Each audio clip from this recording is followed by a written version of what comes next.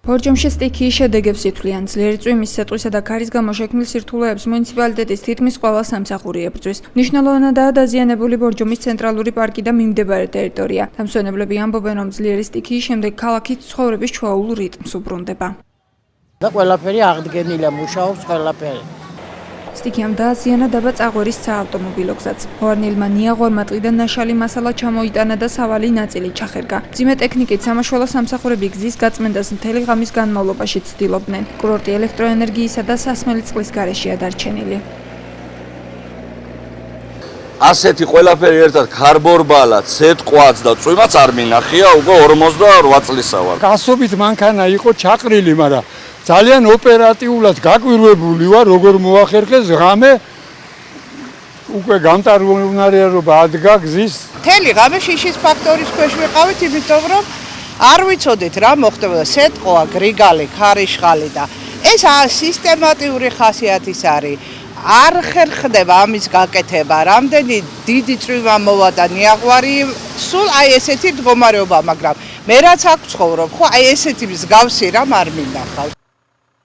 ბორჯომში სტიქიის შედეგად დაზიანებულია შენობა ნაგებობები, გზები, კაფე-ბარები. პლატოს ტერიტორიაზე მოგლეჯილია ასლოვანი ხეები, რომელმაც საავტომობილო გზა ჩახერგა. სიტუაციას გუშინვე ადგილზე გაეცნენ რეგიონული განვითარებისა და ინფრასტრუქტურის მინისტრი ნოდარ ჯავახიშვილი და სახელმწიფო უსაფრთხოებისა და კრიზისების მართვის საბჭოს მდივანი მინდია ჯანელიძე. Omravi motexili xeare გადაჭრა უნდა და დამუშავება უნდა. თორე დილიდან გზა ყველგან გაწმენდილი იქნება, თავისუფალი მოძრაობა იქნება. შიგნით ტყეში რამდენი ხია წექცეული, ამას ვერავინ ვერ ნახავს. თუმცა რამდენადაც ვიცი, არც საცხოვრებელი შენობები არ არის. ესეთი ინფორმაცია რომ რომელიმე სერიოზული დაზიანება. მოსახლეობის სიცოცხლეს და ჯანმრთელობას არანაირი საფრთხე არ ემუქრება. ყველა ადგილი შედარებით სტაბილურია. თუმცა ბორჯომის პარკი არის მაინც ყველაზე რთული. სამცხე-ჯავახეთის გუბერნატორის ხელმძღვანელობით გუშინვე შეიქმნა საგანგებო შტაბი. ტექნიკა და სამაშველო სამსახურები მობილიზებულნი იყვნენ როგორც ბორჯომიდან, ასევე ახალციხიდან.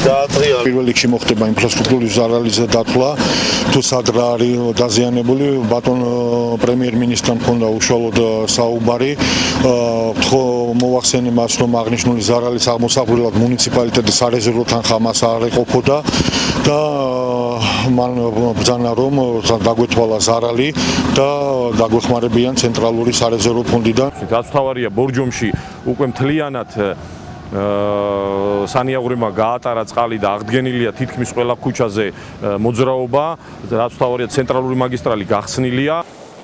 სეტყვა ძლიერ წვიმასთან და ქართან ერთად 4 აგვისტოს 20 საათზე დაიწყო და დაახლოებით 25 წუთის განმავლობაში გაგრძელდა. ტურისტული ზონებიდან დამსვენებლების ევაკუაცია განხორციელდა. სანიაღვრე არხებმა წყალი ვერ გაატარა იუსტიციის სახლის მიმდებარე ტერიტორიაზე, ასევე რუსთაველისა და მესხეთის ქუჩებზე. დაიტბორა საცხოვრებელი სახლები, სარდაფები, მაღაზიები. წყალი შევარდა ერთ-ერთ აფთიაქშიც. ადგილობრივები ამბობენ, რომ ასეთი მასშტაბის სტიქია ბორჯომში არ ახსოვთ.